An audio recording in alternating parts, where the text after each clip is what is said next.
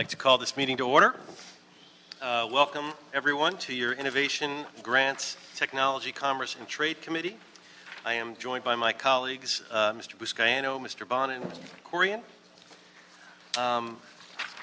And I want to move forward with this issue. I've got a couple items I wanted to take on consent, but we do have cards on every item from Mr. Herman. So pursuant with policy, what I'm going to do is start. I'm going to call Mr. Herman up.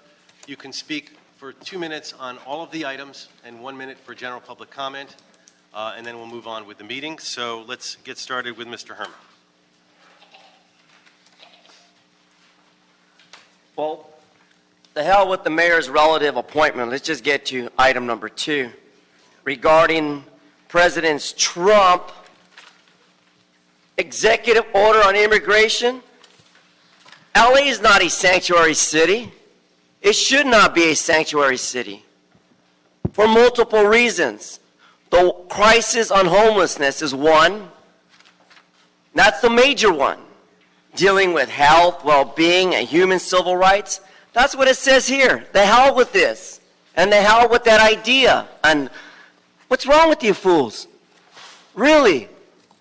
No type of conscience, right?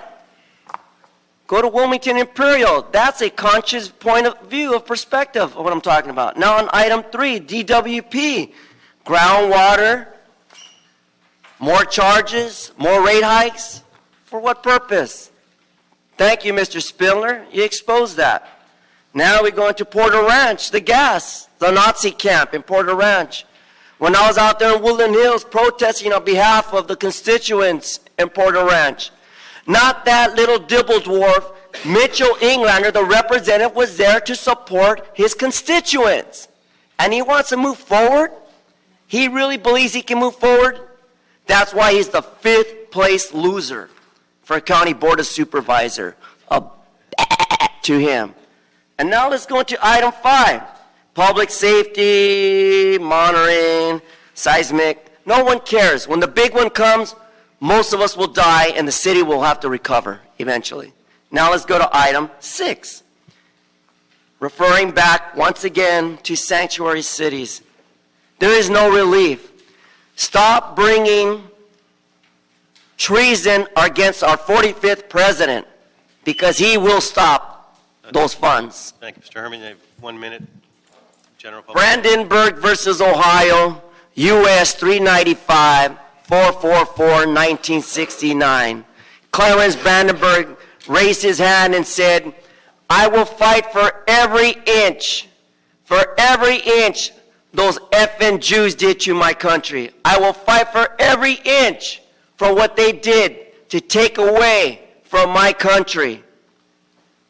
That's Mr. Brandenburg. But now I'm talking about, why can't we be seen when we're talking here, like they do downstairs in council chambers? Why do you have to put Rule 93 to the side and make us so small that no one knows who the hell's talking, who we are? This is general public comment. It has to be items within because if that's a new innovation to technology, within the purview of the committee, sir. If that's a new view of technology, the bottom line, it's really fucked up. And don't interrupt me on my general public comment. It's only 1 fucking minute, fool. And on top of that, once again, 42 U.S.C. 1983, Carol Goodson, the judge, declares, be quiet. Sergeant, please remove this man. I'm done. 3 minutes, bro. Always insightful. Now, if there's no objection from my colleagues, I'd like to move items 3 and 4 on consent. No objections. No objections. And, Mr. Chair, the CEO would like to make a small technical change to recommendation number 1 of the report for item number 4, and instead of stating extend the current 2-year term to 5 years, they want to explain that it's 2-year term by 5 years. Okay. Without objection, we'd like to accept the technical amendment.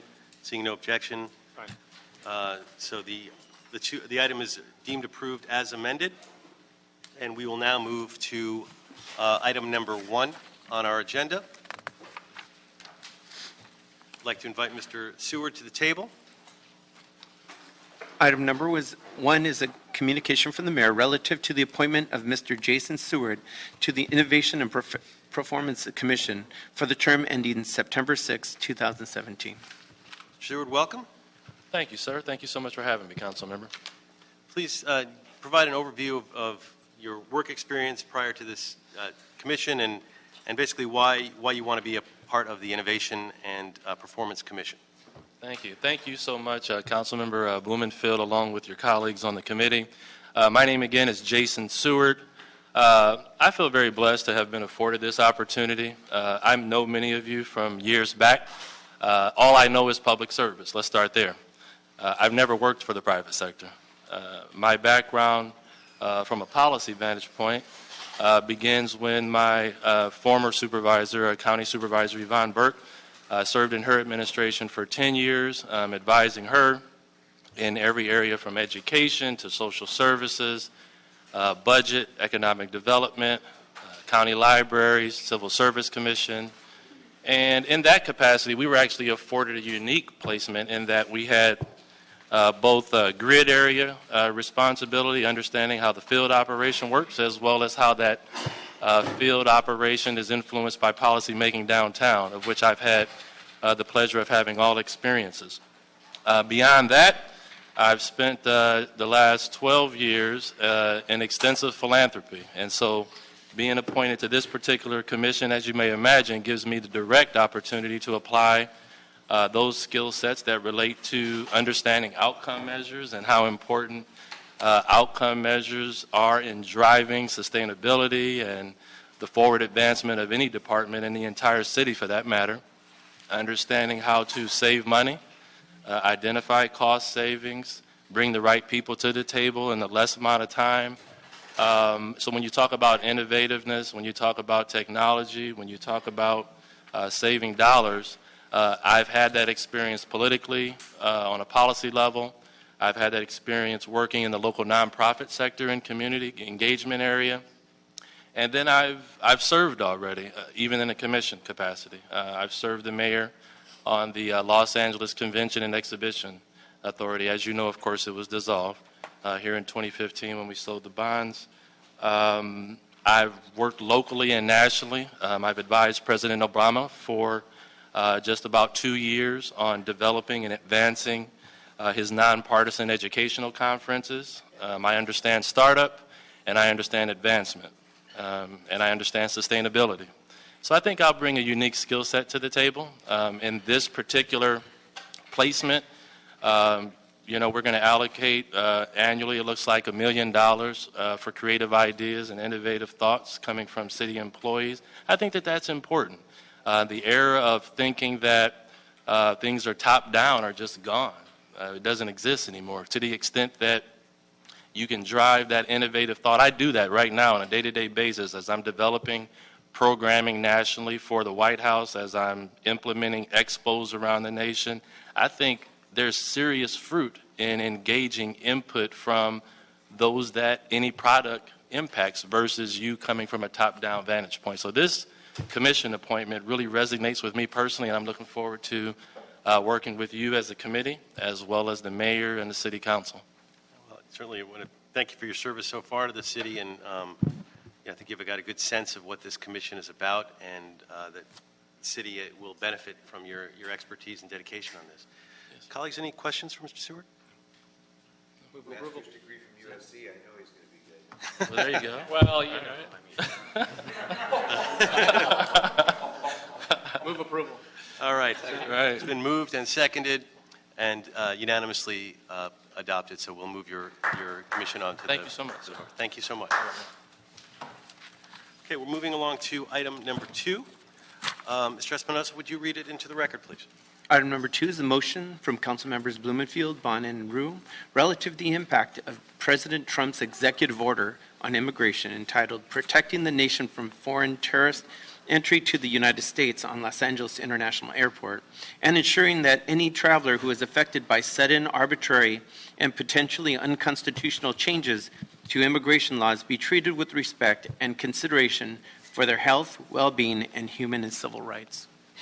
You know, many of us in Los Angeles, we feel very fortunate during this political time of turmoil that we are in Los Angeles. And the executive order entitled Protecting the Nation from Foreign Terrorist Entry into the U.S. has had a significant impact on not just the nation, but all Angelenos. Folks who have had, particularly people who have roots in Iraq, Iran, Syria, Somalia, Sudan, Libya, Yemen. The airport, that's not just the entry to this country. That is the front door for our city. That airport is the welcome mat for our city. And as such, it's critical for both our local neighborhoods as well as our city and the entire region to understand what happened there and what we can do about it.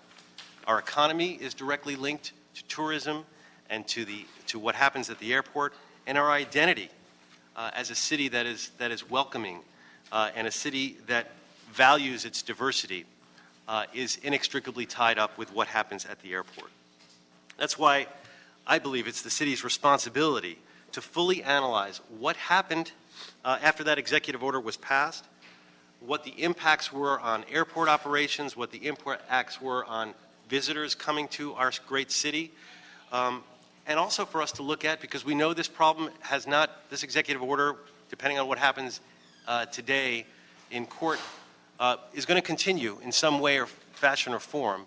And what happens at the airport and how we deal with that is an issue that we're going to have to grapple with as we move forward. The issues we're dealing with are weighty. The devil is in the details. And frankly, the details weren't all that clear as this moved forward. The executive order was written in a pretty ambiguous way that created chaos here in Los Angeles. I hope LAWA is going to be able to shed some light, and our esteemed testifiers will be able to tell us a little bit more about how we handled it. And everything I've heard, our airport operations acted in a stellar manner, but we'll learn about that. We're going to hear from subject matter experts, folks from the ACLU. We're going to hear from members of the public. There is a key player that's missing here, and that's the U.S. Customs and Border Patrol. We did invite them to be a part of this hearing. They declined. They directed us to their website. Their website does have a lot of information on it, but obviously we would prefer them to be here. The issue is fluid. The Ninth Circuit is going to be hearing this shortly. And as elected officials, we not only need to be informed of what's happening, but we need to understand both the limitations and the opportunities of what we can do in the future. So with that, I will turn it over to our first panel and give it to you. Good afternoon. I'm Patrick Gannon. I'm the Deputy Executive Director for Public Safety and Security for Los Angeles World Airports. And Dave Maggard, I'm the Airport Police Chief. Good afternoon. So thank you. Thank you for having us. And we have a presentation here to make to kind of walk you through what has happened over the past week, actually, for our airport, with quite a bit of an emphasis on a week ago Sunday when we had the massive crowds at LAX. So we've for the past week, it started on Saturday, January the 28th, with about 500 demonstrators that arrived at the airport over a period of time. That particular first day, that the executive order was signed on Friday, or it was put out on Friday. On Saturday, we began to see at other airports across the country, at JFK and Chicago, different demonstrations. On Sunday, it grew to 5,000 demonstrators. That was our largest crowd. And then back on Monday to 100, 200 on Tuesday. It kind of whittled down a little bit throughout the week. And this past Saturday, we had approximately 250 demonstrators there, most of which, nearly all of it, was peaceful. We did have some 50 counter demonstrators that made it a little bit more difficult for us on this past Saturday. Social media really drove a lot of these protests. It's our belief. There was SEIU that did play a role initially and early on. A number of different groups coming together through social media to begin to demonstrate in the sense that they wanted to gather at LAX and to demonstrate against this executive order. This one, no ban, no wall, vigilant love, airport shift sign up shows the I think, sophistication of groups on social media now that actually come together, put shifts together to staff the different events. They're very sophisticated and very organized. For managing a demonstration at LAX, these are really our 4 key pillars to anything, and it's pretty consistent with also with the Los Angeles Police Department and really the city's overall philosophy on dealing with demonstrations in the city. First of all, our job is to facilitate the First Amendment rights of the people who arrive at the airport and want to peacefully demonstrate. Our job is also to keep the peace. We also want to reduce the impact to airport operations as much as we possibly can. And in the end, we want to ensure the focus of the demonstration is on the demonstrators who are there and not on us or our people. So on Saturday afternoon, we began to hear that there was gatherings in other places. The chief and I were home at the time, but conversing with our staff, and as soon as we started to hear that people were gathering in other places, we figured that LA was probably the next stop. This, as I said, this particular one was organized by SEIU, and when we got there, the crowd, there was quite a few attorneys that were already there. The Customs and Border Protection office in the Tom Bradley terminal had been closed. There was people that were searching for information on people who had been detained in the Customs and Border Protection area.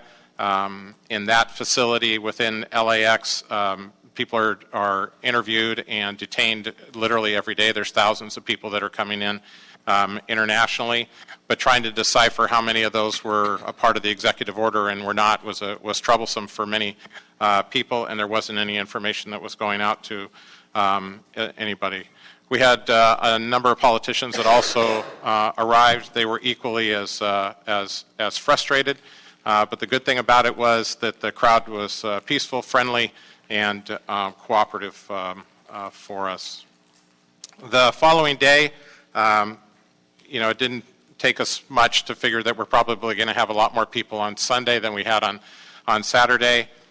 Early in the morning, the mayor and Deborah Flint, who is the CEO for Los Angeles World Airports, met with the CBP port director, talked with him. The mayor then had a press availability where he provided some statements and some information that the Customs and Border Protection port director was provided them with the press. And then the mayor met with immigration attorneys, and then later on with a couple of families who had been impacted by the executive order. Throughout this entire weekend and throughout the past week, we ran an incident command post and coordinated with Los Angeles Police Department. Here with us today is Captain Dominic Choi from Pacific Area, and also Deputy Chief John Peters from Operations West Bureau. They were important partners for us. LA City Fire, Airport Operations, Emergency Management, Media Relations, CBP also had a representation in our command post, and the Department of Transportation to handle any traffic-related issues. On Sunday, the issues were, as we watched other demonstrations, John F. Kennedy, JFK, had about 2,000 protests, but they had no arrests. Boston Logan had about 1,000 protesters with no arrests there, though they had a larger demonstration in Copley Square, which pulled people out of their airport. About 17,000 people, they estimated, were in Copley Square. Seattle had about 3,000 protesters. They had 35 arrests. They had a number of problems. Dulles had about 100 attorneys in a conference call that the chief and I had with our counterparts throughout the country to get this information and to talk to them about the impact that these protests were having on their airports. The Dulles said they had more attorneys than they had actual protesters. Washington, Reagan, a small crowd, no international flights. Minneapolis, St. Paul, 300 protesters, but I noted at the time we were having the conference call, it was 16 degrees in Minneapolis, so that's pretty cold. Chicago O'Hare, 300 protesters. Philadelphia, 5,000 protesters. And Atlanta, somewhere between 5,000 and 7,000 protesters. I'll turn it over to Chief to talk a little bit about, this is a scene from Sunday at LAX. As Director Gannon indicated, what we faced last weekend were unprecedented numbers. The airport has had labor demonstrations in the past, and generally this is a situation where we receive not just plenty of warning about when the event will occur, but also specific information and contact to make sure that we have information to help facilitate a successful event. Because of the quick ramp up, particularly on Sunday, that really wasn't an opportunity for us in this particular case. And so you can see that the Tom Bradley terminal was really full both on the upper and lower level once the crowds really became large in the afternoon. And so it made it very difficult for us to really focus on a particular group of people. They really filled the area both on the upper and the lower levels. And so, as was indicated earlier, our responsibility and what we were trying to accomplish was an opportunity for people to stay safe while they were expressing their views, and at the same time maintain a layer of safety for the airport and provide an opportunity the best we could to allow people to come to the airport, drop people off, and pick someone up if they were coming into the arrival area. So those were our goals, and once again, I'm proud of the effort that our people set forth. We had a lot of help and support, as the director indicated, from LAPD and our partners that we work with each and every day in the airport. But this photograph really provides a great kind of snapshot of the kind of crowds that were there, both in the upper and lower level of the Tom Bradley. What helped us that particular day is the fact that as you look at this crowd, this is a very cooperative crowd. It's just a lot of them, and there's not many places to put them in the airport as it stands. So some of the surge was not so much with people at this point wanting to take the streets, but rather it's just no place to go. So we had plenty of families, parents with strollers, people that were coming with their teenage kids that to express themselves, and by and large, it was a very cooperative crowd that was very kind and nice to our officers, and supplied our officers with water and those types of things along the way. It was a good crowd. We did, though, have counter demonstrators. There was a few counter demonstrators that had staged on the east curb, just east of a Tom Bradley terminal. Part of our responsibility was to keep those groups separate and to avoid confrontations. This past Saturday, that counter demonstrating group grew much larger. On the Sunday, on the original Sunday, there was probably just a handful of counter demonstrators, and there was 50 or so of them this past weekend. As the day moved on, we had demonstrators that decided to get on the move. And once again, as the afternoon and the early evening came upon us, the group did both occupy areas of the airport in the Tom Bradley area, and then part of the group went and began to march. And once again, it wasn't anything other than a peaceful, fairly well organized march of people. There was just a lot of them, and so they did take up some of the street area. We had officers both on bicycles and on motorcycles help make sure that there was some level of protection between them and the traffic that went by. And once again, with the exception of that just being a lot of people, it went fairly smoothly. At that point, there wasn't any flight delays. We hadn't experienced, other than experiencing the heavy traffic that you would imagine at the airport because of those many people. We were checking on our flight delays, and there were none. Though we did later on in the afternoon, as we reached the early evening time, the demonstrators surged into the roadway. We're trying to keep the roadways open, One, it acted as a buffer between the demonstrators and the counter-demonstrators, and then also just to try to keep the airport functioning. As it got darker, the numbers of people began to leave. Most of the people with strollers and young kids had left the airport, leaving a group that we estimated was somewhere between 750, 800 people that began to sit down on the lower level, on our arrival level, just outside of Tom Bradley, and demonstrated there in the street. At that particular time, we were able to keep the upper level opening and running. The idea was at that point to divert traffic from the lower level and move everyone up to the upper level. And although there was congestion, we were able to do that for a considerable amount of time quite successfully. At some point, as we got into the night, that wasn't enough for the demonstrators to just be on the lower level. About half of them moved upstairs to the upper level and walked across one of our intersections there, stopped, and sat down. This is a situation now where they knew that we were going to have to take some action, and since we now had no easy access in or out of the airport, we ended up bringing in more resources. More LAPD officers were called in to assist us, and we began to put together a plan to make sure that there was communication first, let people know that at some point we're going to have to move them out of the street area, and at the same time start to gather the resources enough in order to actually accomplish that. There's one thing to manage a crowd, it's another thing to control a crowd, and there's a nuance there, but it's important.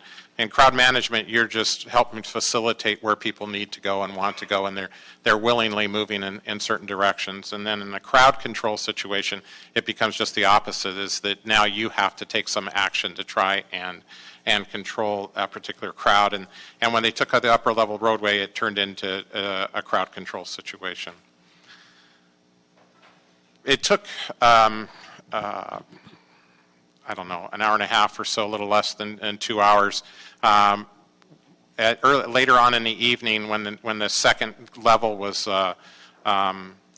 when they seized that second level and sat down in the street, there were certain leaders within the group that began to emerge. Up until this point, it was really kind of a leaderless group, and so our challenge always in demonstrations is to try and find people who are the known leaders and begin some sort of dialogue that you can help facilitate whatever it is that is trying to be accomplished. That's something in my career that we've used quite successfully in different operations, and we tried to do that here.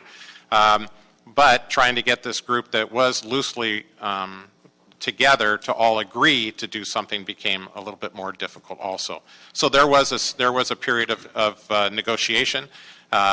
We did not necessarily want to make arrests. We were preparing to make that if that was the case, but in the end we were able to strike a deal with them, and ultimately the protest ended peacefully. For our public safety deployment on Saturday night, Saturday evening, 49 officers, 13 LAPD officers. On Sunday, nearly 80 airport police officers, 221 LAPD officers, and a whole host of people from the Los Angeles City Fire Department to support all the needs we might need with a large group of people.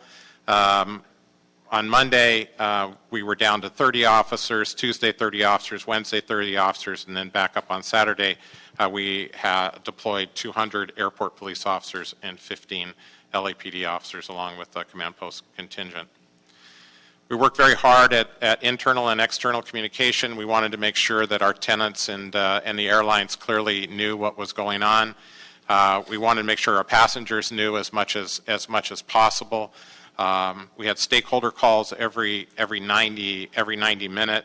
Everbridge messaging is an internal messaging that we also use to specific groups to get information out. news media updates, use of social media to push out to passengers who are following our sites, liaison with local political leadership, and then our own internal executive staff briefings. So the overall impact to airport operations on a Sunday, we run about 816 departures.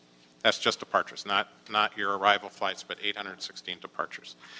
416 of those departures are between the hours of 4 in the afternoon and at midnight. So over half of the departures are within that 8-hour period.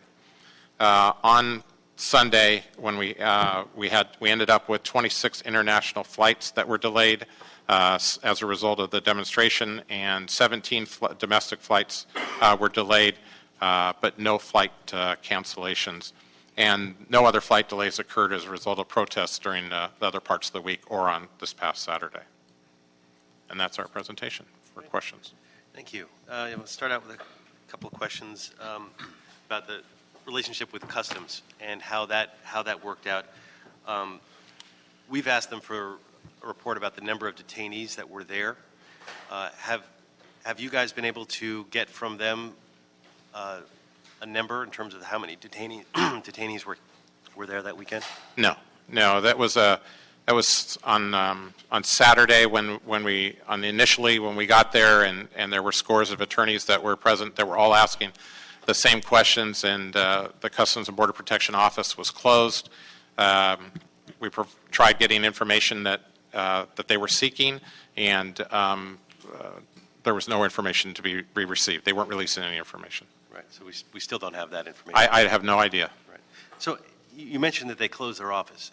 Is that ever been done? Is that customary? I mean, that seems... It runs on regular business hours, but no, it's not customary that they would close it. They would close them. I mean, it seems kind of like a run and hide approach as opposed to cooperating. Tell me about the relationship that you normally have with them, how it's been over the last few years, and how this may or may not be a departure from that. We do have a good working relationship with Customs and Border Protection. It's a law enforcement agency at the airport. They're an armed law enforcement agency. They're an important partner in helping keep the airport safe and secure. Its port director is on our Airport Law Enforcement Coordination Council, and I would say we have a great relationship with them. This is a very difficult situation for them, but we do have a good relationship with them. Was this a departure? I mean, the way that you would expect to be treated by them and to be able to get information? Well, I would. I don't know that it was a breakdown of my personal relationship with the port director. He just couldn't give me any information. Okay. From where I sit, it seems like a departure in that this relationship, which has been very good, and you've been great about fostering that, but for us not to be able to get that information and not to even have their folks up front about it is a big problem, I think. It made it very difficult. You're right. And so what jurisdiction do we have? Obviously, it's a federal agency, but either over them or over the physical space that they have where they have detainees, do we have any jurisdiction or any control over their space? No, as a federal entity, the area in which they operate in what is referred to as the FIS area for Customs and Border Protection is considered a border, and it is a federal border, and it's controlled by the Customs and Border Protection and the federal government. We don't have access to that area. I mean, I can ask and get access. I can, call somebody and those types of things. Absent a night like this or days like this, but it's a federal area, and I don't have access to it. Just like I wouldn't have access to a secure area within the FBI or some other entity that's there at the airport that runs independent of us. Right. Although they're in our space, so to speak. We set the thermostat. We control the access and trying to bring food and all those kinds of things. So there is definitely that relationship, but obviously. Yeah, I don't even control the access. The access is off the plane. It's controlled completely by Customs and Border Protection from the plane, from as soon as they get off the plane down into their customs area. The first time that a LAWA employee sees people from an international flight is when they're released from the customs area. Different line of question. You're talking about how we're able to communicate with social media very effectively with passengers. How did we use social media to communicate with the demonstrators and to keep them informed? And how did that process work? Well, I think that there was at least my observations were that over the weekend is that the demonstrators had a connection to a number of the immigration attorneys that were there, and that information from the immigration attorneys was feeding them with information as the immigration attorneys saw the incident unfolding. Many of them had information that I didn't have. I know that immigration attorneys were asking people questions as people were coming out of the customs area, just to develop an idea of what's going on in that customs area, and they were sharing it with some of the protest leaders who would then share it with the group. But I didn't have any information to give to the protesters on any of those issues, and quite frankly, I'm not sure that they would have paid attention to me anyway, because they were focusing, and they said it repeatedly during the night that only listen to the immigration attorneys, don't listen to anybody else. And as far as the relationship with the immigration, a lot of the immigration attorneys were frustrated because they weren't able to get access to the detainees. Was there anything that we could have done or could do in the future to help facilitate that access? The access of immigration attorneys with this Customs and Border Protection? With Customs and Border Protection and with detainees and... I wish I knew. I mean, it would take a cooperation on the part of CBP to allow that to happen, and quite frankly, that just wasn't happening that day. And so I don't know, other than, they had pretty much closed shop, and that was the way it was. It isn't the way that we normally would work through issues and problems, I agree, but on this particular issue, I was as frustrated as everybody else. Have we quantified how much this costs in overtime with police and all the rest? And is there a way we can send that bill to the feds? Not that they would pay it, but well, right now for that week for overtime for just us, I don't know what it incurred for LAPD, but it is somewhere around $150,000 to $175,000. Just in our own... In our own costs. And then in terms of other ancillary costs as far as the airport, in terms of... Fire department and everybody else, yeah, that's a cost that's not added into that. Great. And the other, just on the demonstrations and moving people in and out, I heard stories of people trying to get to their flights, having to walk, a mile or 2 miles with their suitcase because they couldn't get their car in. Is there something we can do in terms of that, and having shuttle buses that are able to get through from further locations? Or well, not easily, no. We did put together a traffic plan. We got the Department of Transportation was nice enough to bring traffic officers in to help us out. Anytime we have an incident at LAX, traffic becomes a big concern for us. When you shut down a big portion of the airport, like was done, invariably you're going to have traffic. Our challenges are that we have an airport that was designed in the 1950s, came online in the 1960s, upgraded in 1984, but really has the same footprint that it was originally designed in, and is a challenge for us when there's traffic issues. There's traffic problems everywhere you put people in Los Angeles, but especially there.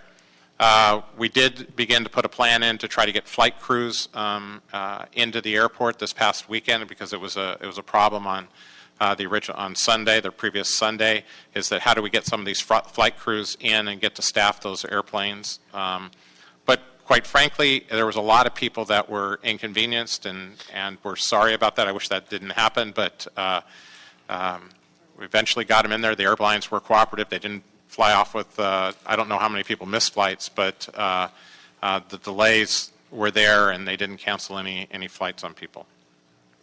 A lot of questions, but I want to let my colleagues ask as well. Mr. Bonin. Thank you, Mr. Blumenfield, and thank you for the motion and for having this hearing today. I think it's important that we look at this as the owners and operators of the airport. As a director and the chief know, I was there on Sunday for about 6 or 7 hours, and it was a tale of two airports. It was the airport outside of customs and the airport inside.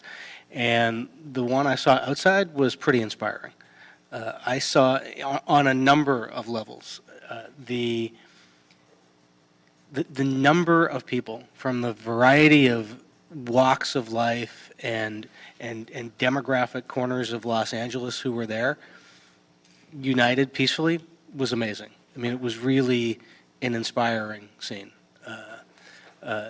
And it was, as you noted, for most of the day, very, very well behaved. I mean, I think I've been to hundreds of demonstrations in my life, and it was one of the most well-behaved I've seen.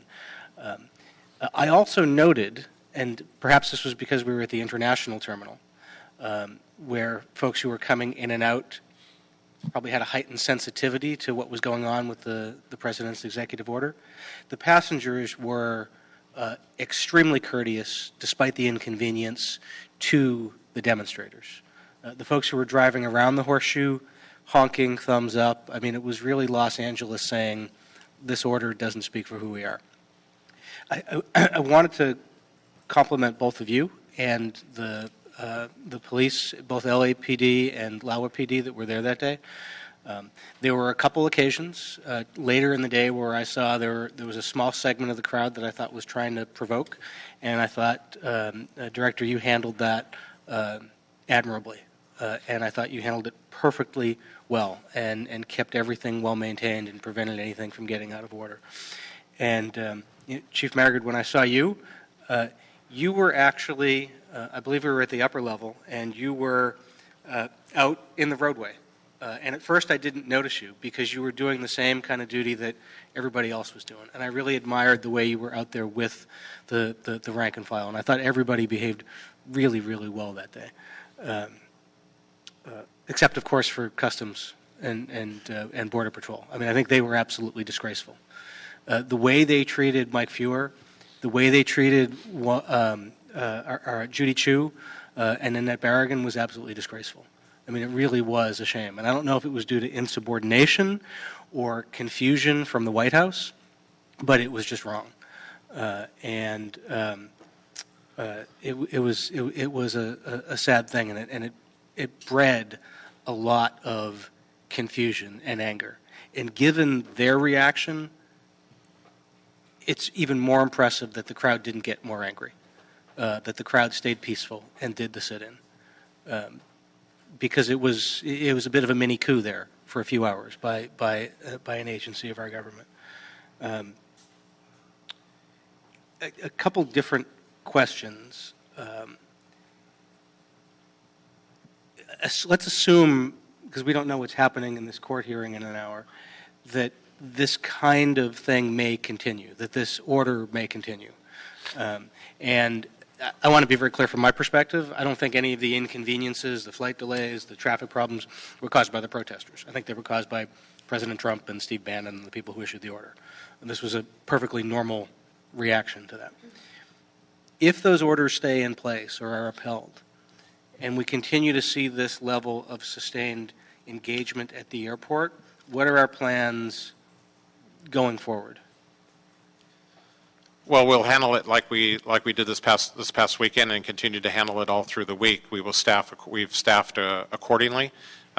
We've developed relationships with those individuals that have shown themselves to be the leadership, Those relationships have, I think, served us well and have served the demonstrators well to ensure that we have peaceful protests there and that we ensure that people are able to exercise their First Amendment right, while at the same time making sure, being sensitive to passengers and to the flights, that we get people in and out of the airport. I'm a little bit concerned with this past weekend with counter demonstrators and the possibility of those factions coming together and somebody doing something they shouldn't and doing something stupid, and that would create an even larger problem. So we our plans are in place. We've been following the activities of people who are interested in this and we're really ready to address it if necessary. One of the things I noticed, I spent some time in the attorney's pit down there, outside of Customs and Border Protection on the first level, and they essentially took over part of a bar, and there were a lot of folks set up on individual tables, and lots of folks brought in food and pizza and stuff like that. If this continues for a while, is there an opportunity for us to provide some space near Customs and Border Protection where attorneys might be able to confer more privately with the families of the people who are being detained? That was a question that was brought up by the mayor's office on the Friday night. And I know you're very familiar with the airport and familiar with that terminal.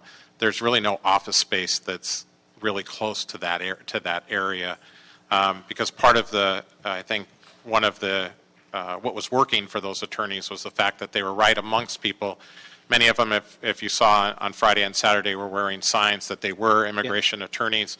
And so families that were looking for answers and looking for questions, it was much easier to have them there and to have somebody walk up and to be able to ask them questions than to be in some office someplace on the upper floors of Tom Bradley, where there is some offices that we could use temporarily. So I thought they did a nice job of staying within there. Even upstairs, where people were gravitating to that customs office, they had set up, they'd commandeered a few tables and set up their computers and that sort of thing, and that seemed to work well.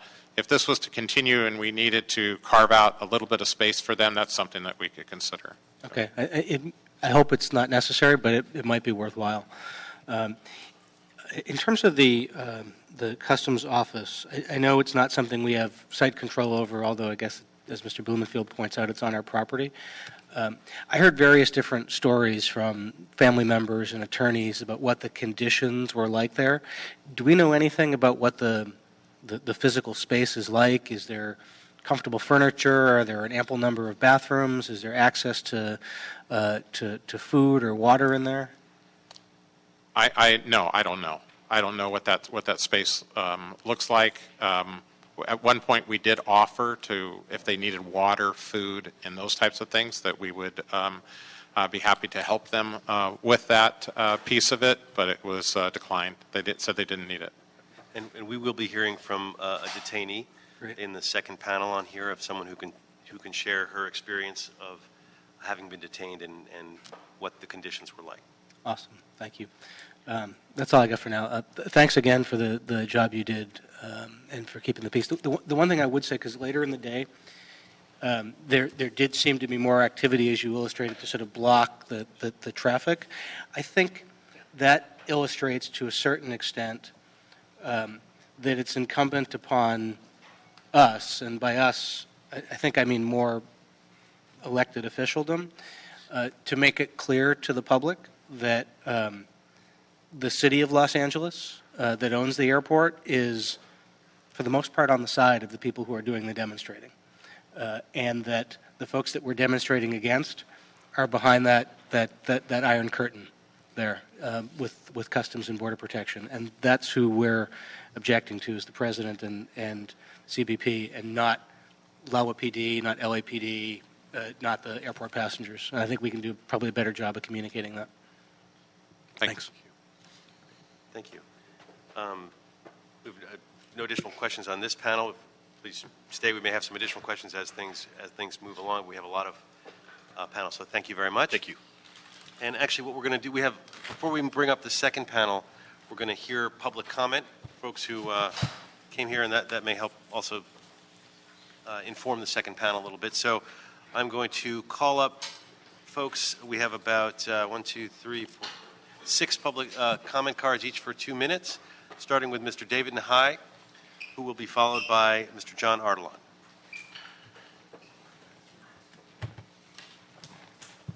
So it's 2 minutes per. 1 second, Mr. Nahai. You could set the clock for 2 minutes. Great. Okay. Thank you.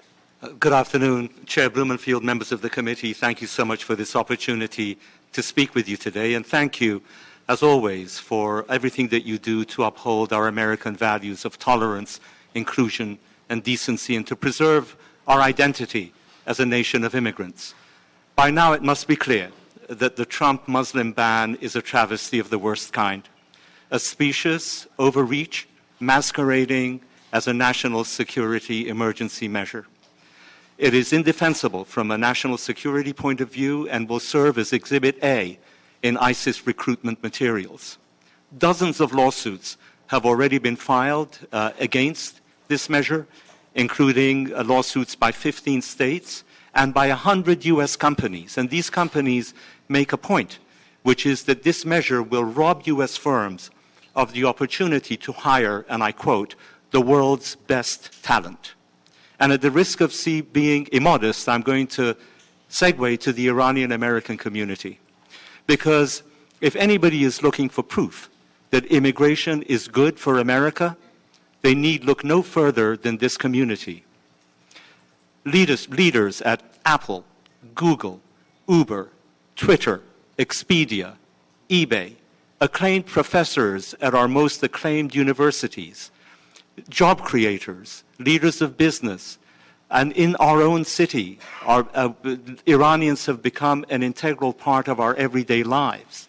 Hundreds of Iranian Americans work for the city of Los Angeles in very sensitive positions. They've led the Los Angeles Department of Water and Power, Building and Safety, our convention center. This is the true face of immigration. If there is a threat, it comes not from these people, but from the xenophobes, the racists, the anti-Semites, who are being emboldened and empowered by the kinds of measures such as the Muslim ban. Is my time over? It is. Thank you, Mr. Okay. Nahai. Thank you. Appreciate that. Next, we have Mr. Ardellon, followed by Mr. Sam Yibri. Mr. Ardellon, welcome. Good afternoon, everyone. My name is John Ardellon. I am a retired City of Los Angeles employee. I would like to thank you for the given opportunity to express my feeling. Also, I am very honored and pleased to represent Persian community. The most recent action of our government have gravely shaken this country. The immigration ban deeply affected millions of innocent people, myself included. Iran is one of the 7 countries listed under President Trump immigration order. However, there are no reported terrorist attacks by Iranian on U.S. soil. So the question is, why Iran? Today I would like to share my story, and today I would like everyone to ask themselves, why Iran? I moved from Iran to the United States in 1978. As a young engineer with my bachelor's degree, I left before the peak of revolution, and many of my friends, family, and close colleagues died at the hand of the war between Iran and Iraq. If I would have stayed there, I may not have been alive to tell any story today. Thankfully, I was able to settle in the land of opportunity as an immigrant. I spent a great part of my life happily working for the city of Los Angeles as the first Iranian plan check engineer issuing a building permit in the West Side. I am a proud American citizen. I am a taxpayer. and I respect the Constitution. And I know several Iranian Americans in the same position. Each Iranian has their own immigration stories, like me. Many escaped the terror. You just finish up that thought, and we have to. Many escaped the terror of the revolution and create a better life for themselves and their family in the United States, in their dream country. If you look at the Iranian Yellow Pages, you will see pages filled with the successful Iranians. If you walk down the streets of Los Angeles, Ventura Boulevard, and especially Westwood Boulevard, which they call Persian Square, you will pass by several successful Iranian businesses, from doctors to lawyers. Iranian value education highly, and I believe that we have made a better society, and certainly not a dangerous one. Please ask yourself why Iran. And when you cannot come up with an answer, please support Mr. Bob Blumenfield's effort to help those affected by this ban. Thank you. Great. Thank you, Mr. Ardellon. And you're also, we're proud to have you as a resident of the 3rd Council District, so thank you. Next, Mr. Yebri, followed by Hamid Nahad. Mr. Yebri. Good morning, council members. It is an honor to be before you this afternoon. I'm here proudly wearing multiple hats. First, as a refugee who fled Iran as a 1-year-old, as an attorney who graduated from USC and now serves on the board of directors of Betzedek Legal Services, as well as the president of the Iranian American Jewish Civic Organization 30 years after. I applaud the leadership of this body and echo the sentiments that have been shared earlier this afternoon, expressing deep concerns about this executive order and its implications for the entire Los Angeles community. While we acknowledge that keeping America safe is paramount, it is important to recognize that no refugee from these 7 countries has ever committed an act of terrorism in the United States, and that robust vetting procedures are already in place for refugees and for visa applicants to our country. It is also clear that the city of Los Angeles plays a unique role in this issue. No American city is home to more countries' largest diaspora populations than Los Angeles. For this reason, Los Angeles can and must do more to ensure within our legal authority and jurisdiction that LAX treat our visitors from these countries as welcome guests rather than as political detainees, and to uphold the spirit and letter of our Constitution. Arrangements should be made to ensure access to translators and lawyers. Armies of volunteer lawyers and professional lawyers, including those from Betzedek and other legal aid organizations, and volunteers from community organizations, including those from the Iranian American community, stand at the ready to partner with LAX and this committee and this city's leadership in order to uphold the values that we all cherish. Thank you for your leadership on this very important issue. Thank you, Mr. Yebri. Next, Mr. Nahad, followed by our last speaker, Bauman Mohala. Good afternoon. My name is Hamid Najat. I have graduate degrees in mechanical and environmental engineering from UCLA, and I also have an MBA from USC. I've had various management positions in the Department of Water and Power. I've been the Assistant Director of Generation, Engineering, and Power and Fuel Purchase Division, and also served as the Director of Power and Fuel Purchase Division. This country has provided great opportunities for me, and I believe I have paid back by working hard and providing opportunities here also. My team just met the goal of 25% renewable generation for the city in 2016. My team also finished getting out of coal generation in Navajo Generating Station in July 2016, 3.5 years ahead of the contractual start. I read that they want a better vetting process. The vetting process is very comprehensive. Many of my friends and family have not been able to come in for a visit. My sister-in-law, an orthodontist, has tried to come in and visit me and my kid, and she has not been able to get the visa even though she has tried many times. This executive order has also created a lot of anxiety for my friends and family. A lot of people are afraid of even making trips within the United States, let alone to other countries.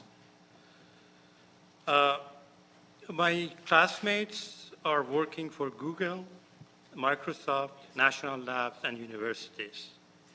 This ban will limit and discourage the people who love this country and are peaceful, and they want to make this country great. I appreciate anything that can be done to prevent the ban and the walls. Thank you very much. Thank you. Appreciate that. Now, Mr. Mahala.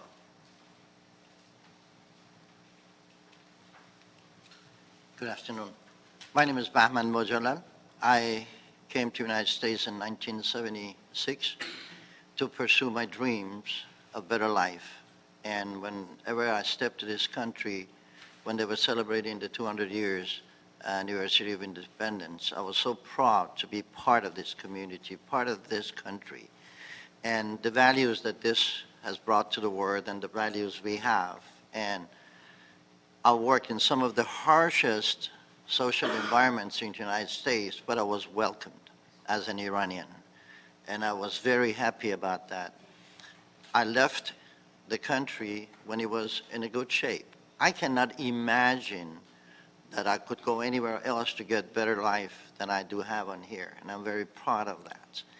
It saddens me to think, because I worked in so many different social levels in Los Angeles and different areas in Texas and all, and I see that I do the biggest events with more than 30,000, and we are welcomed all the time, and we're so happy about it. It saddens me and it breaks my heart to find out that we shut the door on those people, that they are broken into pieces, their families are into pieces because of the bombs and everything they go through, and we deny a basic American roof or basic American human rights that anybody in the world could deserve and learn from and be proud of this country by putting out bans on some of the people who are in the most needs in the world just live a life. It's easy to sit in the towers and try to go ahead and make a decision on some people. They don't have water, they have nothing, and they live in 10 degrees minus and try to make a living. So we shut down the door on them. I'm very saddened by the decision that was made. Thank you. Thank you. Appreciate all the folks who came in to provide testimony. Now I'd like to invite Jenny Pasquarella, who's the Director of Immigrant Rights for the ACLU of California, to the table, along with Sarah, who has experienced the effects of the order firsthand.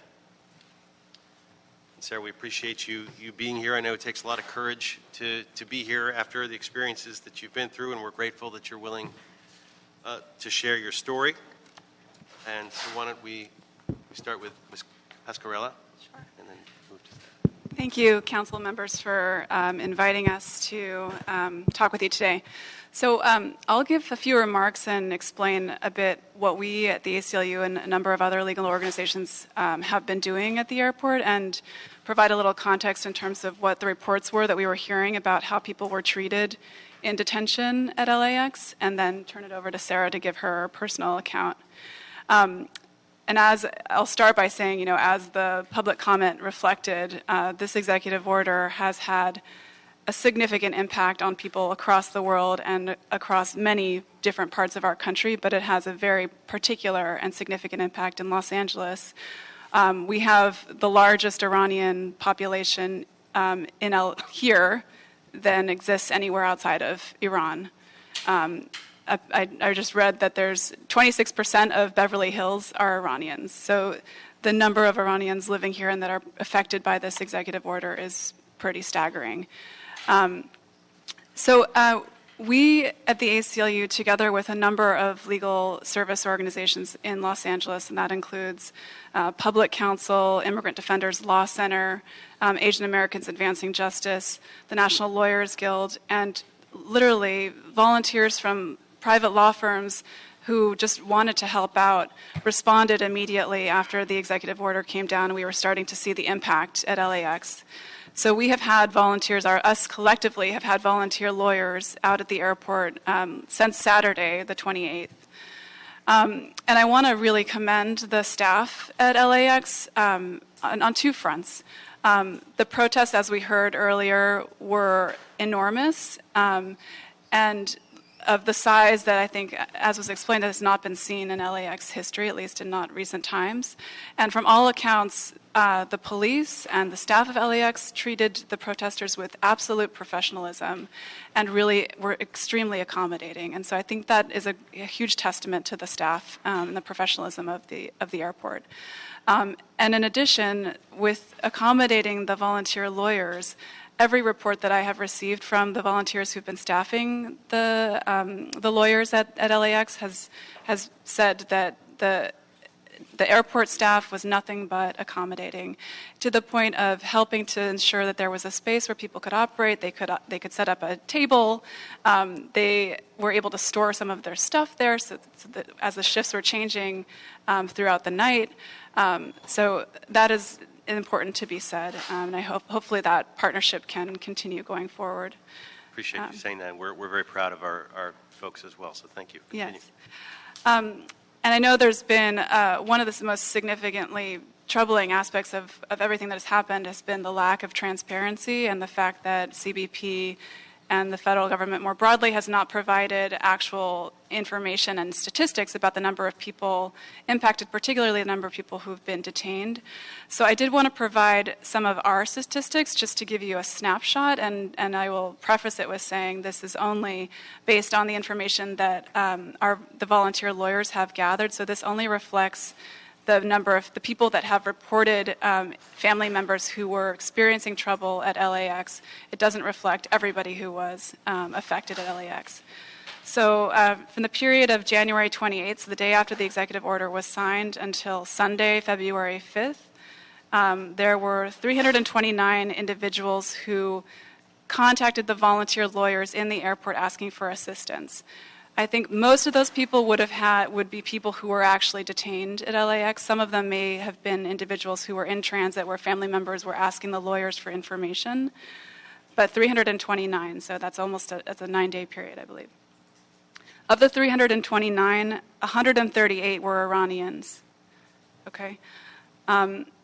And of the 329, 92 were from countries outside of the 7 countries listed in the executive order. So just to be clear, Yeah. the number that you're talking about, does that refer to the number of contacts that you received, or does it refer to 2 people contacted about the same person?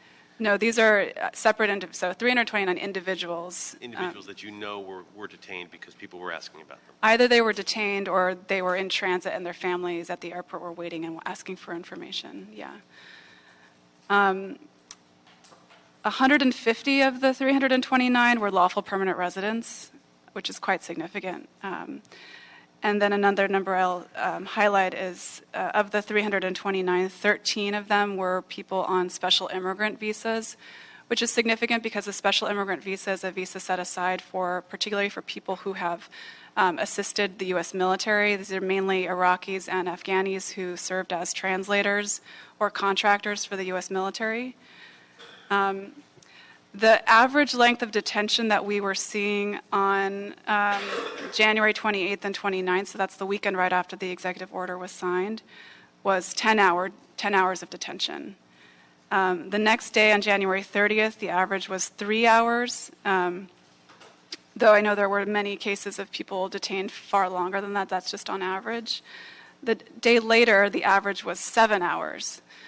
So it really was fluctuating. And again, days after that, it was 5 hours for a few days, and then it has increasingly gone down as the stays have been put in place, and CBP is better complying with the stays of the executive order.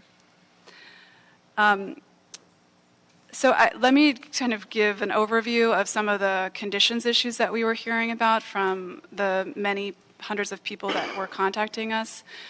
And Sarah will provide her own personal account, which is far better than anything that I can say.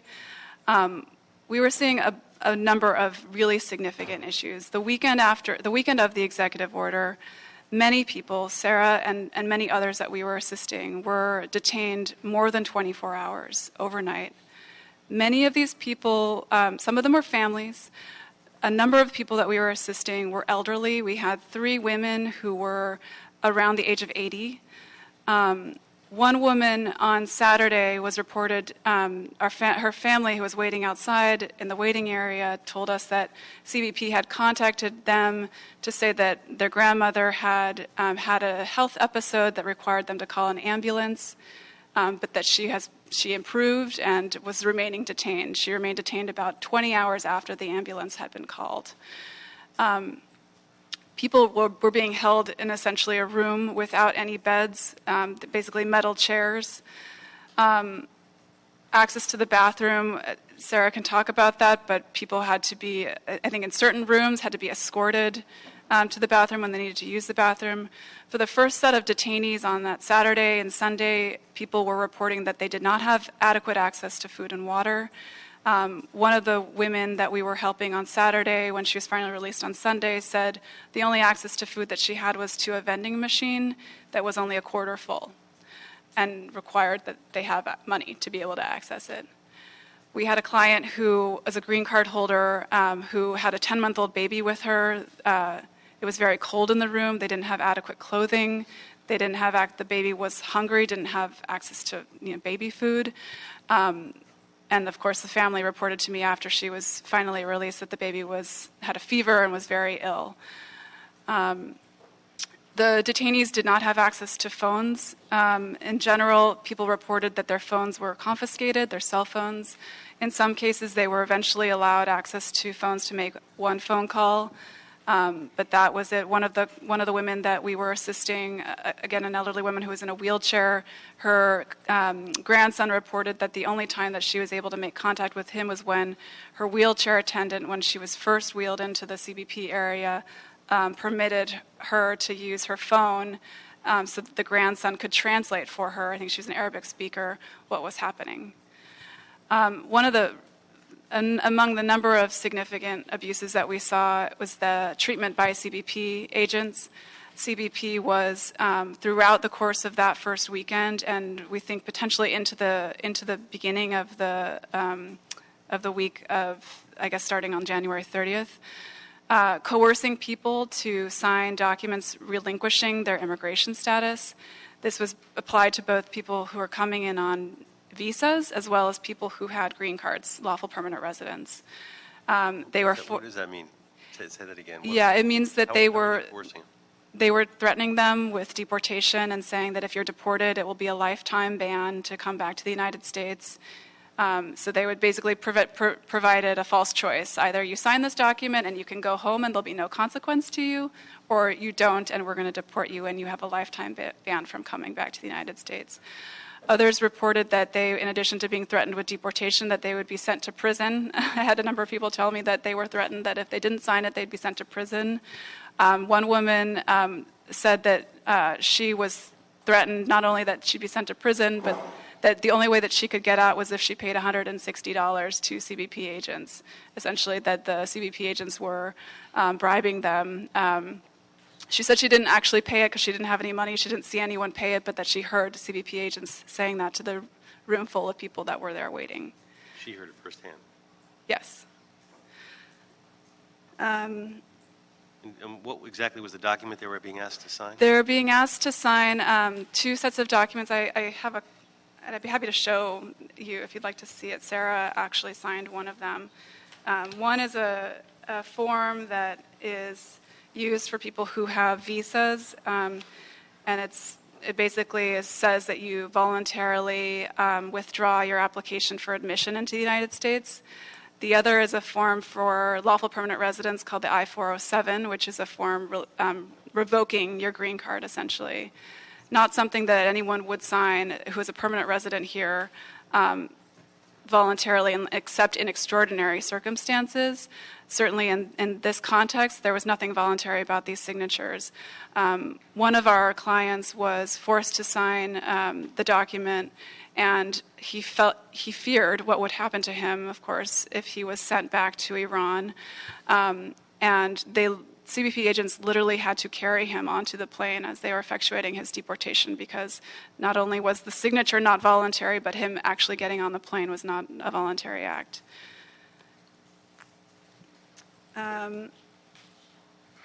The other concern that we were hearing is that as people were being segregated and taken into these holding rooms, the secondary inspection rooms, that families were being separated. And I think what was happening there is that you have a lot of families who are, have different immigration statuses. So you could have a mother. We had a case like this where the mother and father were U.S. citizens, but the child was not. In that case, it seemed that the mother was allowed to stay with the child, but we were hearing from people coming out of the holding areas that they had seen children in there by themselves that had been separated from their parents. So that was a huge concern. The other thing I would add, which was also a detail that is still befuddling to us, is that people were being held for extraordinarily long periods of time and being told that they were just being held until Washington would give the approval for them to be released. They weren't actually being questioned in any intensive manner. They were simply, it was as if CBP was collecting their information and sending it to DC and waiting for DC to tell them whether or not what to do with that person. I think, and I commend this commission for looking and examining what it is that LA could do to address the situation in the future. And I know there are complicated jurisdictional issues here. Certainly, I would love, if this becomes a problem in the future, improving our ability to represent people is paramount. If there is some, even if it's just a request to CBP or the expression of concern by this council, that CBP allow attorney access, I think that is critical. Many of the people that were detained were actually represented by attorneys who have retainer agreements and try to present that to CBP, and they simply wouldn't even talk with them. I mean, we were seeing that at the level of members of Congress who were there trying to talk to CBP, and that was not even being permitted. Food and water, such a basic thing. If there is an ability for the authorities at LAX to, if CBP is not going to provide it, that at least the LAX authorities could ensure that if people are going to be detained, that they have adequate access to food and water and even blankets or a place to sleep. And maybe something as basic as asking for the ability to inspect the holding areas.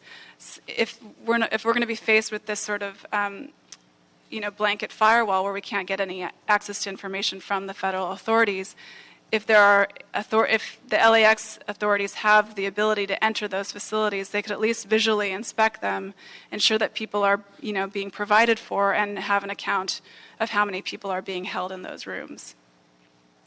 So with that, I think I'll turn it over to Sarah to provide her own personal account. Thank you. My name is Sarah. I've been a postgraduate student in San Diego, California since September 2015. And I'm an Iranian national, and So I've been a postgraduate student in San Diego, California since September 2015. I'm an Iranian national and also a permanent resident of Austria. So the past 20 years before being in the U.S., I was in Europe. I was returned on Friday, 27th of January. I was returning from Austria, where I had been visiting family for the winter break.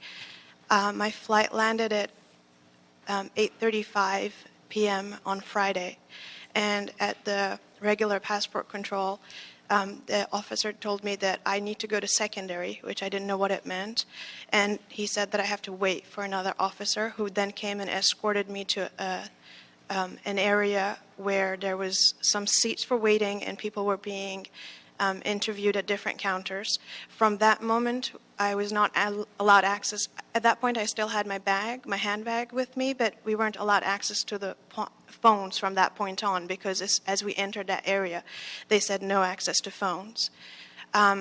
and it was already tense in that room because a few minutes after I was sitting there, I could see there was one lady who was waiting there. She was very quietly crying, and an officer was telling her that if she doesn't stop crying, she's going to be put in a cell. After waiting there for a while, an officer called me to one of the counters, asked me a few questions about whether or not I had been to Iran in that trip, which I hadn't, and about my school, a few questions, and then I waited again. An officer came from a back room, and it seemed there was a lot of confusion there because they kept going back and forth and asking about what to do with some of us, so there was a lot of clear conversation between them not knowing what to do. An officer came from the back room and told me to follow him, took me to that area, which I later found out was for people who were going to be deported. He told me to sit on a chair in the corridor there. 2 female officers then came, and then they told me nothing was explained. It was just very quick, sharp orders, do this, do that. So they said, take off your shawl, take off your jewelry, take off your shoelaces, take your phone, and put all of those in a bag. And then and they said, if you have any cash, take it out.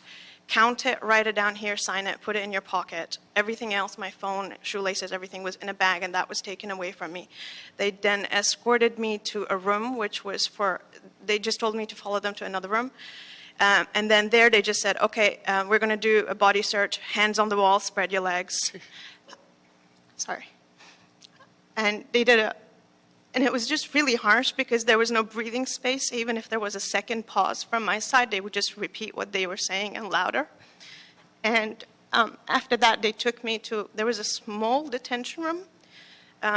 It was a very small room. There was maybe 3 seats of chairs and 2, this metal thing with like a cot bed, 2 of those and some chairs. And there was 2 people lying on those and other people sitting there. And the room had one of these mirror windows where they could see in and we couldn't see out. And they told me to wait there. After a while, an officer came and took me to another room, which was an interview room. He told me that he's my caseworker, my admissibility is being questioned, and he will do an official interview. He asked me a series of detailed questions, and at the end of which he said, you're not admissible to the United States, and we will be sending you back. Do you have any questions? Did you understand everything I said? Do you have any questions? And I said, I do have a question. Why am I not admissible when I have a valid student visa with multiple entry? And he said that as of now, the visa that you have is no longer valid. You now have 2 options. Either you agree to leave voluntarily, or we will be forcibly removing you, in which case you will be facing a ban of re-entry to the United States of 1 to 5 years or longer. Will you comply? And the way this was said, it wasn't said like an option. It was just said either you do it or we force you, which was said in a very harsh way. And when he said, will you comply? I said, if you're telling me I have to, I will. And I asked if I was able to make a call because I didn't have my phone. I asked if I could make a call because my family would be worried. It was already a couple of hours since landing. And he said that I will not be allowed access to a call until all my paperwork was finalized and done. He then escorted me back to that small room to wait. After a while, he took me to another room where they gave us the sheet. He gave me the sheet of paper to sign, which said I'm withdrawing voluntarily. After signing that, then I asked to call. I was asked who I'm calling, their relation, the number, and I was allowed to call my sister to let her know that this was happening. After that, again, my phone was taken from me and I was taken into the detention room. That detention room was it was a very small room and it was very stuffy. It was very hard to breathe. There was hardly any ventilation. And there was quite a few of us in there. There was a girl that was very sick and so after a while of being there, I forgot I asked the officer who interviewed me, he asked if I was hungry after the interview. I said I was because it had been a couple of hours, and he said, oh, it's already midnight, the shops are closed, we can't do a food run. There is chicken cup noodles there, and I said that I can't have that because I'm vegetarian. I asked if there was anything else, and they had granola. There was like cracker bars, like granola bars, and water. I was held altogether for 23 hours, so until 7:30 p.m. the next day when they put me on a flight. In this small room, it was very hard to breathe, and me and one more person were asking a few times if it was possible at all to open that door a little bit, just so some air would come in, and they said it was not possible. After some time, there was a shift change. One of the supervisors listened, and he said that they would move us to a different room. And when he was telling them that, he said, we have to move them from this room. This room is really nasty. So it wasn't something that they were not aware of. For some time, they moved us to a bigger room, which it was just, there was 9 of us at that point. There was 3 of those cot beds, and everything else was just the chairs. And we were there for most of the night. In the morning, a few of us were asking if there was any food, that we were very hungry. They said they seemed very worried about a flight coming in with a lot of other people who were going to be detained. So they said that they can't leave for a food run. They brought some applesauce and juice. So this was like, I think at 10 or something the next day. And that was the only thing that was available to us again until I think it was 4 in the afternoon. They took us, after a flight came with more people that were going to be detained, they moved us back from that big room because they were saying that we can't mix them with these ones coming in. So they moved us back to the other room, to the small room. And before, I think I was there for so long that the people that had the shift the night before were coming back. The officer who had taken the shift, he came back, and I think it was 4 in the afternoon. It was 20 hours since I had been there, and so it was basically depending on whether or not the officer was nice or not that we would get food or anything, because and for them to get you food on a food run meant you had to have cash with you. I had told them before that it's over 19 hours and I'm shaking and I'm very hungry, and if I could have anything, because I couldn't eat what was there. And one officer asked if I had cash. I said I didn't. I had my card, and I had foreign, like Canadian dollars with me. For some reason, I didn't have US dollars with me. One officer was nice. He said, I can go and get it change that money for you. But he asked the supervisor because he had to, and she said he couldn't. Then when the officer who had done my case, he came back, and he saw me, and he saw I wasn't well. He asked if I had food. I said no. So he then took my card and went and bought some fruit and brought it back. So that was the only thing I was having for over that 20 hours. Then I think in the evening, and a lot of that time we didn't know what was going on because we didn't have access to phone. The only thing that we knew was that they're going to put us on a flight back. And a lot of the time we didn't know when that was going to be. At some point in the afternoon, I found out that the flight I had come in would leave at 7:30 in the evening. When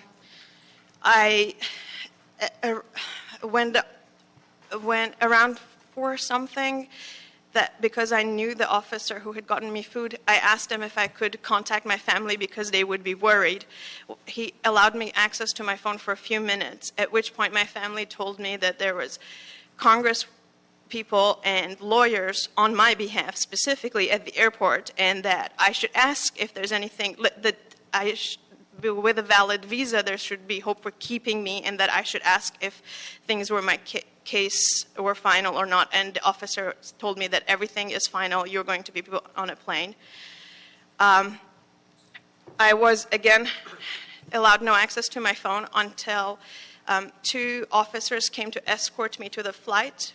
Around the boarding time, I wasn't allowed any access to my documents. They had the boarding pass, passport, everything. There was an armed officer in front of me, one behind. They escorted me through back doors, so it was like storage rooms and corridors and work elevators. towards where the gate was. And before that, I had heard they were telling the officers to avoid certain areas where there were attorneys or press. So they escorted me to where the flight was. And I was still not allowed to touch the boarding pass. They gave it to the flight people. They got the little side of it to me, and they took me to a space next to where the airplane tunnel was, and to wait there. They said that everybody had to board before they put me on the plane. At that point, I asked to just let my family know that this was happening because it had already been 23 hours that I had been there.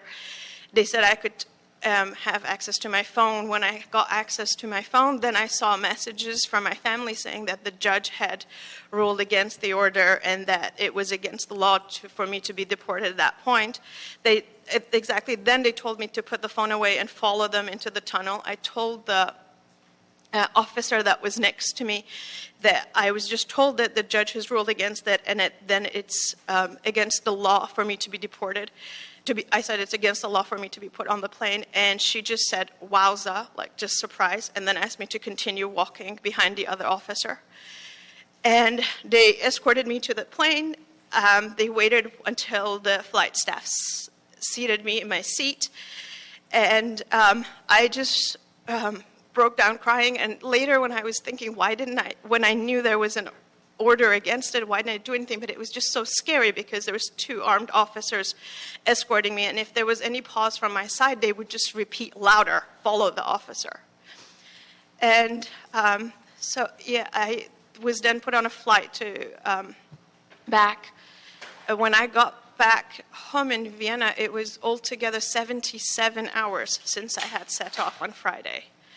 And it was just really traumatizing. And in between, during the day later, when another flight had come in, when we were in the small room, if we wanted to use the restroom, we had to knock on the door, an officer would come and escort us to the restroom. This was going through the first waiting room where they had taken us.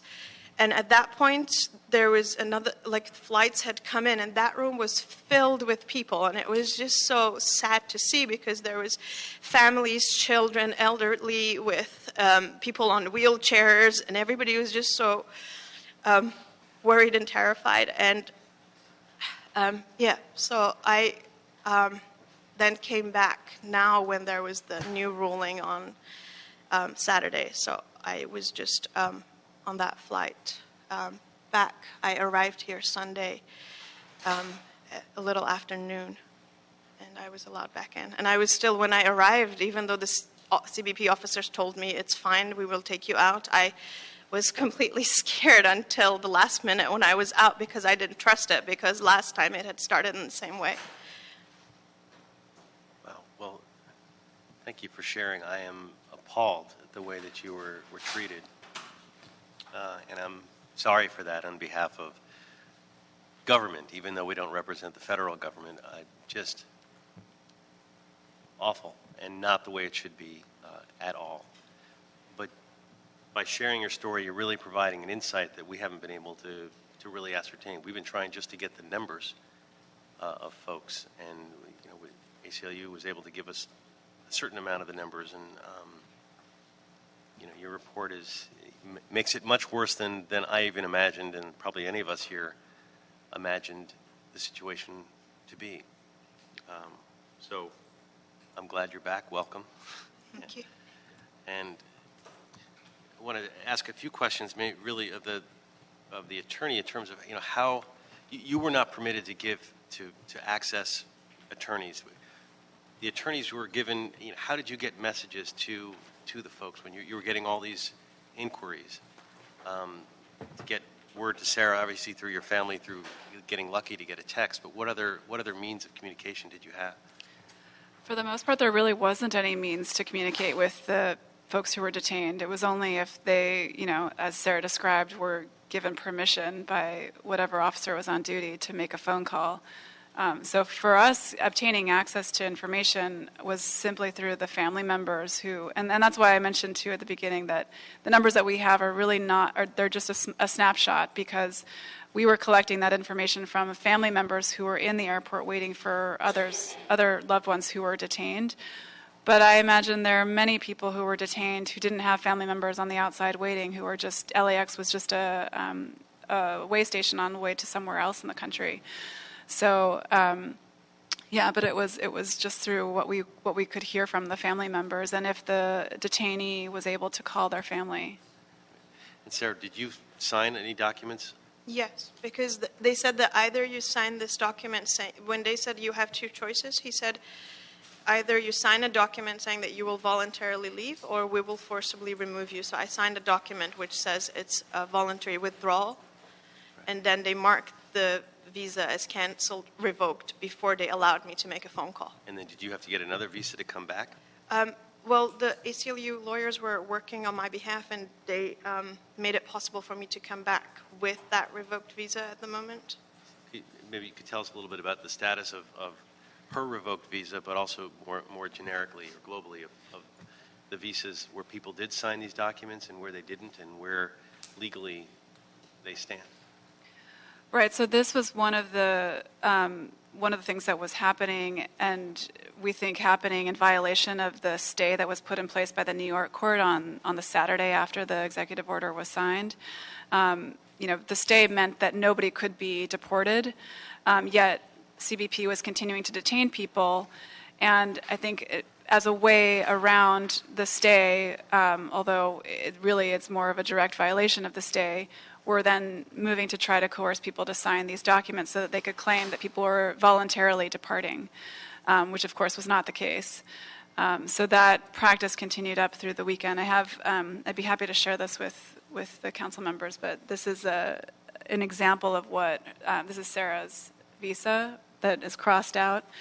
So as the court cases erupted across the country and additional stays were put in place, including by the Washington State District Court, it's now clear that anybody who whether they're currently in an airport or they're outside the country trying to board a plane, now needs to be permitted to board a plane and return to the United States. So even for those folks who were forced to sign these documents, should now be able to board planes and come back to the United States. Their visa should be treated as valid. And whatever action was taken in the period since the executive order should be washed out, essentially. Is there any difference in status of someone who was deported prior to the stay and after the executive order and after the stay, or is it all one class at this point? At this point, anybody, I think, who was forced to sign a document like this after the executive order was signed should be able to return.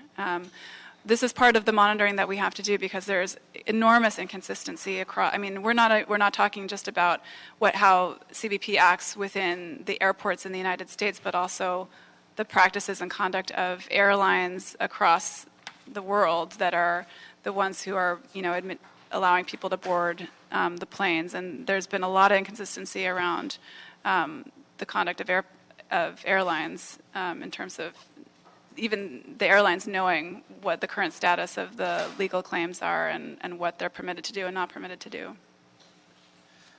By the way, the things that you mentioned about LAWA being able to help provide food and water, blankets, access to counsel, ability to inspect, we're going to include that in the recommendations that come out of this committee to urge LAWA to attempt to provide all of those things. So I appreciate those recommendations, and I'll move to my colleagues. I have some additional questions, but I want to keep it moving. Mr. Corrigan. Thank you very much, Mr. Chairman, and thank you, Sarah. Since this order was issued, I think a lot of people in the country have seen the story on the news. A lot of people were at the airport. None of us have really seen the insight that you just gave us until now. And there have been a lot of dark times in our country's history, but what you just described has to rank right up there among them. For the full force and power of the United States government to do that to people, to experience what you experienced is, it's not a country that I recognize. It's not the United States that I recognize in any way. And if you don't mind, can I ask you some sort of personal questions? what are you studying now? It's holistic health. Okay. And how much longer do you have until you're done with school? Not long. I will be graduating in September, the coming September. So you have an apartment, I assume, in San Diego, and Or I share a room. yeah. So at the time that you were stopped and asked to sign these documents, you were, until that point, looking forward to finishing school, had a place to live, had an apartment filled with your possessions, and when you signed that document, I assume you must have thought, all of that is gone. I'm not going to be able to come back. My school is finished. My possessions I may or may not get back. If you have a job, presumably you won't have your job. And whether that applies to you, I don't want to pry too much, but whether or not that applied to you, it would have to have applied to countless people who signed similar documents. And Counsel, you said earlier that there were green card holders who were asked to sign these documents. Green card holders who've lived in this country 25 years, 30 years, married to American citizens, have children who are American citizens, have careers that they've built, who are told that they can no longer enter this country. It's breathtaking. I just can't get my head around it. I know there's going to be a question in here someplace, but I'm trying to process. How can this happen in our country? That's a pretty good, and I just want to make this point, I guess. I really don't have a question. I just want to vent a little bit, and then I'll let my colleagues vent as well. The justification for this outrage is so profoundly stupid and inexcusably false that I think that bears repeating as well. Because you're going to face all these arguments about whether there's a rational basis for this and whether equal protection, due process. I don't even want to wade into the legal issues. I just want to talk a little bit about how stupid this is, because obviously, as someone mentioned earlier, none of the countries on this list have brought terrorists to these shores. No refugee has ever gotten through the already extreme vetting that they have to get through in order to get to these shores to commit terrorist acts in history, ever.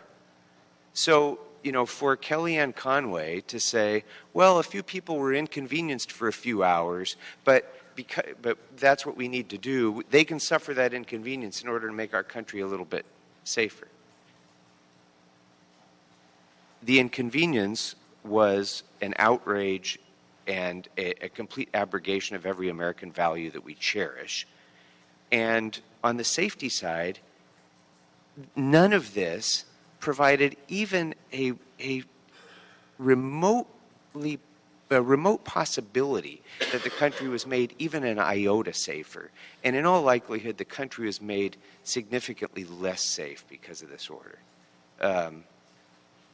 And when you look at our record on refugees, Armenia has about 2 million people, about the same population as the San Fernando Valley. Armenia has accepted 20,000 Syrian refugees. Canada has accepted 62,000 Syrian refugees. Germany, 600,000 Syrian refugees. Lebanon, same population in the entire country as we have here in the city of Los Angeles, they've already accepted over 1.5 million Syrian refugees. And as we've watched on our television, as one of the great cities in world history has been destroyed by Russian bombers and by Bashar al-Assad, when we've watched as children have died on beaches in Syria and been washed ashore, we've watched this on our television news, and we've accepted 16,000 refugees from Syria. Shame on us. No question, but we share your sentiment and appreciate you sharing it. I know I'll have a question at some point, Yeah, but I can't deal right now. It's pretty shocking what we're hearing, and again, we appreciate you sharing it with Mr. Bonin. Mr. Krikorian was right. This didn't make us any safer. But it made us a lot cheaper and a lot dirtier, a lot uglier, and a lot more profane. I got really sick listening to both of the accounts, the facts and the personal story. It made me want to vomit to think that's what's happening in this country. Sarah, thank you for your story. Every detail was horrifying and haunting and stuck with me. But the one that's resonating most was the one you talked about when you got on the plane after seeing the texts and you'd wondered if you should have done something different. You did not do anything wrong. You did not do anything wrong. Every detail of that story was something wrong, except you. Except you. Thank you. That should not have happened, and I'm sorry that it did. I'm a little surprised I'm even asking this question. It's of the ACLU. The stories that you both told, when this happens, can we ask the Red Cross to go in? That's a fascinating question, one I'd not thought of. But certainly the under international humanitarian law, that is the purpose that they serve, to access detainees, particularly in situations of arbitrary detention. So that's one that we should consider, one that the council could consider. I mean, it's one that I never would have imagined we would have to ask. I'm all for it. I mean, these were political prisoners. Let's include it in our recommendations. Absolutely, absolutely.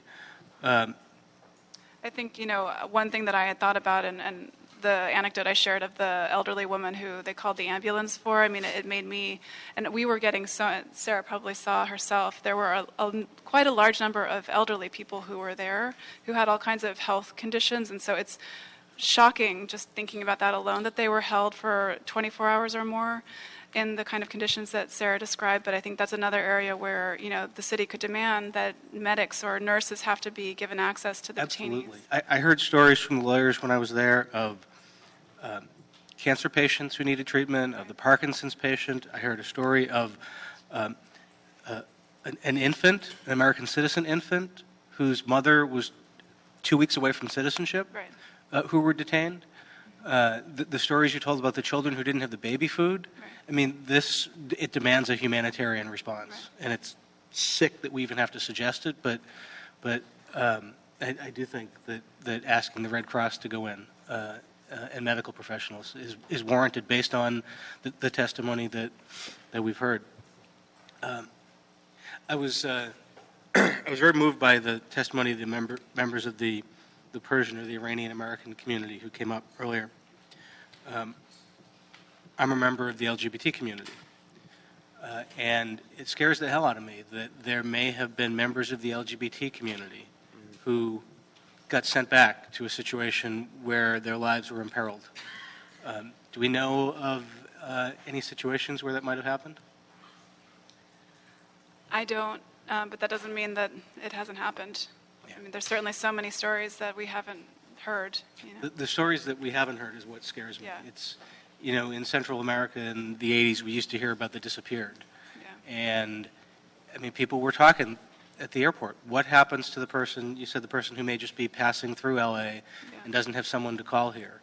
Or what happens to someone who may have a green card but whose family here doesn't have the right documentation, and so they're too afraid to call to put their family at risk? And what happened to them, and how can we even find out about those stories? I think that's an important piece to remember, is that in all of this, when we're not talking about sort of business travelers, or even in Sarah's case, people who are here to study, but refugees, people who are coming and fleeing situations of persecution. I don't know if Sarah maybe could describe one couple that she saw. Yeah, the couple that at the beginning, the lady was crying in the waiting room, they were keeping her separate from her husband because the officer was telling her that he's in a different room, you stop crying, otherwise I will put you in a cell. you're bothering other people. And they looked very, from what they were wearing and how horrified she looked about going back. She looked, and everything with hygiene and everything, they looked like they had come from a refugee camp. Yeah. And they were horrified. Like she wasn't making any noise. She just looked horrified about having to go back to what she had come from. And she was really not well. And also, I just wanted to say that it's not easy to talk about this. And why I feel that it's important for me to do it, it's just because if there's anything that can be done for, you were saying with food and blankets, because it wasn't just me. All of us were saying that we were hungry and we couldn't. Not everybody had cash with them. They weren't offering to do a food run until later that afternoon, which was 20 hours after we were there. There was a gentleman there who was saying he feels like he's going to vomit. That's how hungry he was. At some point, he was telling me that he feels like his heart is going to stop. I was sitting with him and telling him to take deep breaths and helping him, so that I was worried about his well-being. And also the bigger room where they took us, it was just so cold, and between the 9 of us, there was only a few blankets. I was asking the officers if I could get a shawl from my bag, and they were saying it's a choking hazard, so I'm not allowed to have a shawl, and I was just so cold. So just to have the basic right to food and to be not shivering for 23 hours, I wouldn't want anyone to go through what the people that I saw were going through at that time. Thank you. Thank you. Yeah, and the idea, you're also being kept with, there's no differentiation. I'm assuming some of the detentions are folks who may be, a drug dealer or someone like that who is, a criminal could be in that very same detention center as all these folks who are just there for documentation reasons. Right? Was there any differentiation in terms of the folks that were there in that regard? I know that when we were there, out of the 9 of us, they were saying that 7 are EO and 2 are not. But that was overnight, and the bigger flights were coming in the next day. Well, there's a whole, I'm sure you guys are already working on all the legal issues in terms of treating people this way that will be worked on. Mr. Corey, did you have something else? So I'm going to make a recommendation. We have the motion, which I'm going to ask that we adopt, asking for the LAWA report, but I want to add to that motion, without objection, hopefully, that we ask LAWA to look into, for future issues similar to this, look into LAWA helping provide food and water, providing blankets, providing access to counsel, working with CPB to establish a protocol for the ability to inspect the holding areas by LAWA or someone who represents the city, as well as LAWA looking into steps to engage the Red Cross or humanitarian organizations that may have access under international law. So without objection, without objection. Those amendments will be added to the motion, and without objection, that motion will be adopted. Thank you very much. Thank you.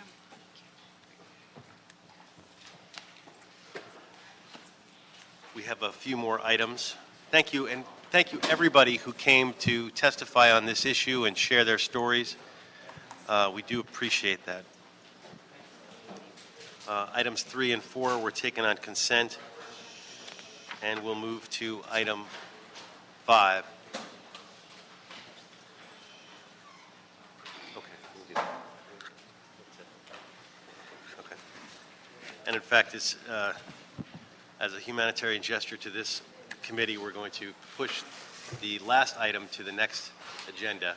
Mr. Ross, just FYI. So item 6, without objection, we will hold until next week, which is our top 10 list. I apologize. I know you've been sitting here patiently for that, but we've spent a lot of time with one more issue. Let's address item 5. If you would read, Mr. Espinosa, would you read item 5 into the record?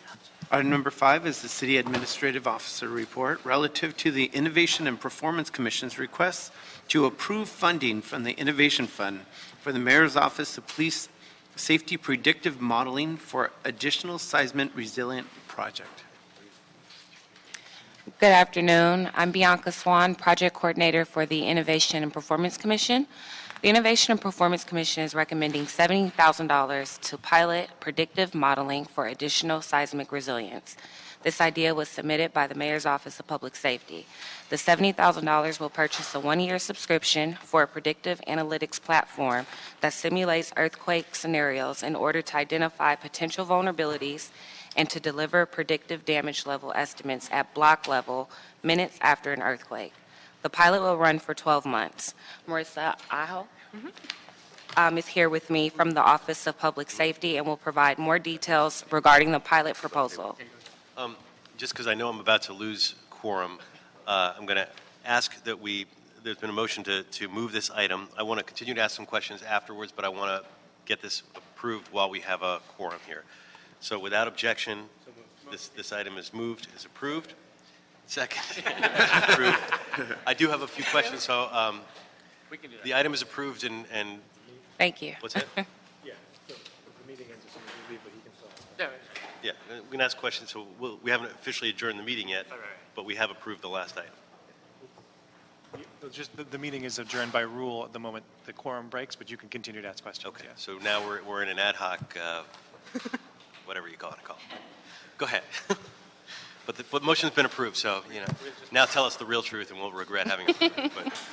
But Well, first, thank you for that. So my name is Marissa. No, we're good. My name is Marissa Aho, and I'm the Chief Resilience Officer for the City and the Mayor's Office of Public Safety.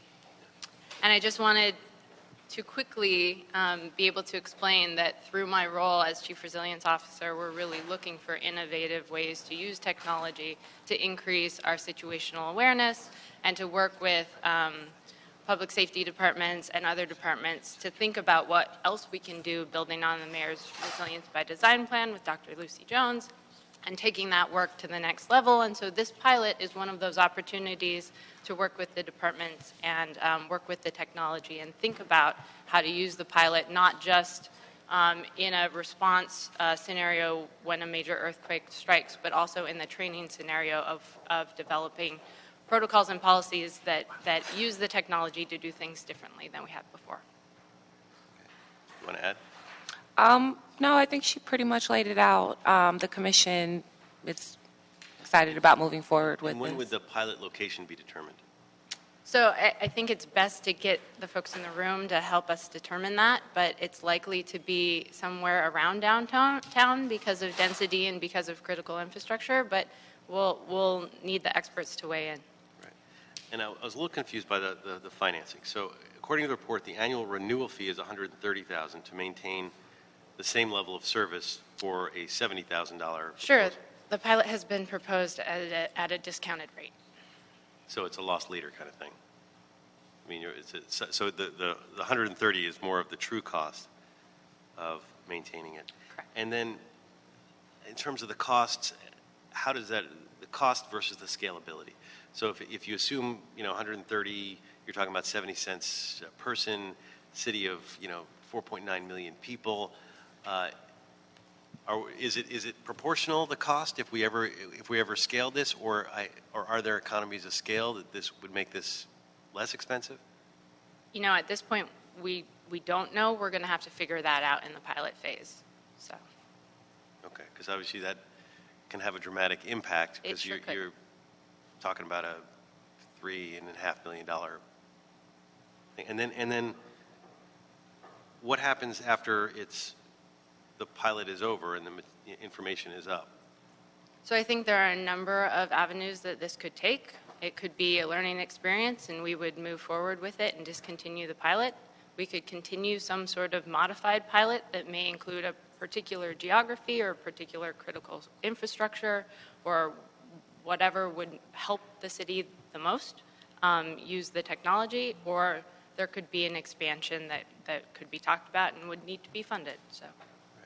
And the discount that we're getting for the pilot, who's ending up footing the bill for that? The one concern has proposed the discounted rate for the pilot. So they're basically not eating it, so to speak, on that. Okay. Well, I still have questions as we move forward about the finances. I'm a little, if we ever do scale this, we're going to have to really look at that carefully.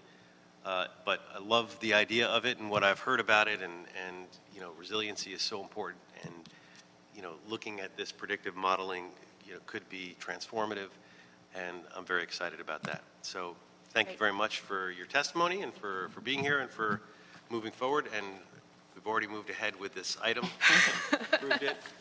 So unless you want to add any last words on this, then I believe, thank you very much. That item's over. Anything Thank else you. left on the desk? No, Mr. Chair. All right. This meeting's adjourned. Thank you. Sorry.